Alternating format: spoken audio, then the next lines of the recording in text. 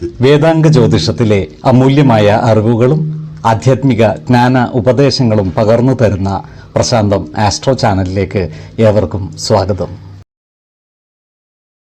കൊല്ലവർഷം 1200 ആണ്ടിലെ മകര സംക്രമം പുണർദം നക്ഷത്രത്തിലാണ്.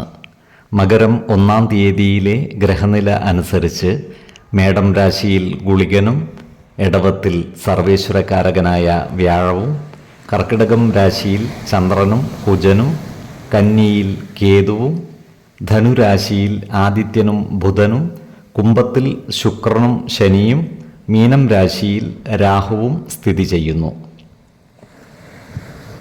പൂരുരുട്ടാതി നക്ഷത്രത്തിൽ ജനിച്ചവർക്ക് മകരമാസം ഗുണദോഷ സമ്മിശ്രമായിരിക്കും.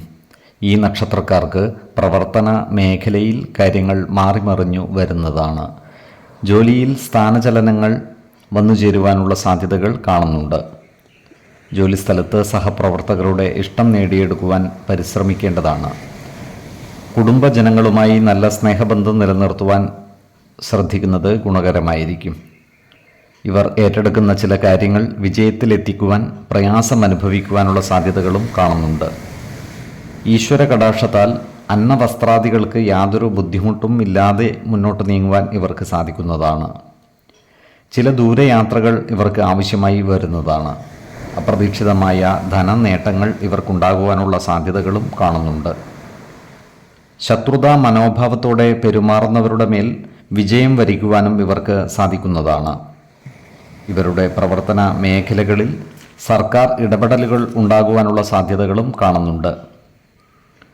പൊതുകാര്യങ്ങളിലുള്ള അനാവശ്യ ഇടപെടലുകളും വാക്കുതർക്കങ്ങളും ഒഴിവാക്കി മുന്നോട്ട് നീങ്ങുവാൻ പ്രത്യേകം ശ്രദ്ധിക്കേണ്ടതാണ്. എന്നാൽ ക്രിയാത്മകമായ ചില പ്രവർത്തനങ്ങളാൽ സമൂഹ മനസ്സിൻ്റെ അംഗീകാരം നേടിയെടുക്കുവാൻ ഇവർക്ക് സാധിക്കുന്നതുമാണ്. കുംഭക്കൂറിൽ വരുന്ന ഈ നക്ഷത്രക്കാർ സാമ്പത്തിക കാര്യങ്ങൾ കൈകാര്യം ചെയ്യുമ്പോൾ ജാഗ്രത പാലിക്കേണ്ടതാണ്. കുടുംബ ജനങ്ങളുടെ കാര്യത്തിൽ ഇവരുടെ മനസ്സ് വ്യാകുലമാകുവാനുള്ള സാധ്യതകളും കാണുന്നുണ്ട്.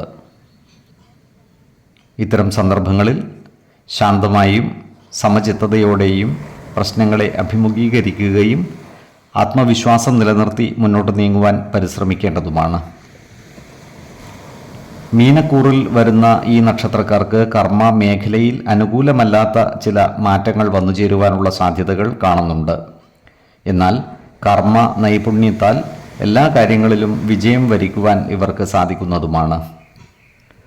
ആരോഗ്യ കാര്യങ്ങളിലും ഈ നക്ഷത്രക്കാർ ഒരു പ്രത്യേക ശ്രദ്ധ പുലർത്തുന്നത് ഗുണകരമായിരിക്കും. 2, 18, 26 തീയതികൾ അനുകൂലമാണ്. ഈ നക്ഷത്രക്കാർ ജനിച്ച സമയത്തെ അടിസ്ഥാനമാക്കിയുള്ള ജാതകത്തിലെ ലഗ്ന രാശിയുടെയും ലഗ്ന അധിപൻ്റെയും സ്ഥിതിയും ശുഭ പാപ ഭാവങ്ങളുടെ സ്ഥിതിയും ഓരോ രാശിയിലെയും ഗ്രഹങ്ങളുടെ സ്ഥിതിയും അനുസരിച്ച് ഇവരുടെ പൊതുഫലത്തിൽ ഏറ്റക്കുറച്ചിലുകൾ ഉണ്ടാകുവാനിടയുണ്ട്. കുടുംബ ദേവതകളെയും ഇഷ്ടദേവതകളെയും ഉപാസിക്കുന്നത് ഇവർക്ക് ആയുരാരോഗ്യ സൗഖ്യമേകും. ഇഷ്ടദേവതാ മന്ത്രം 108 തവണ ദിനംതോറും ലിഖിത ജപം ചെയ്തു വരുന്നത് ഇവർക്ക് സർവ ഐശ്വര്യങ്ങളുമേകും. നല്ല വ്യക്തി സാധനകളോടെയും ഉപാസനകളോടെയും മുന്നേറിയാൽ സർവേശ്വരാനുഗ്രഹത്താൽ ഇവരുടെ സർവകാര്യങ്ങളും മംഗളകരമാകും. നന്ദി, നമസ്കാരം. ജ്യോതിഷരത്നം പ്രശാന്ത് കണ്ണൂർ.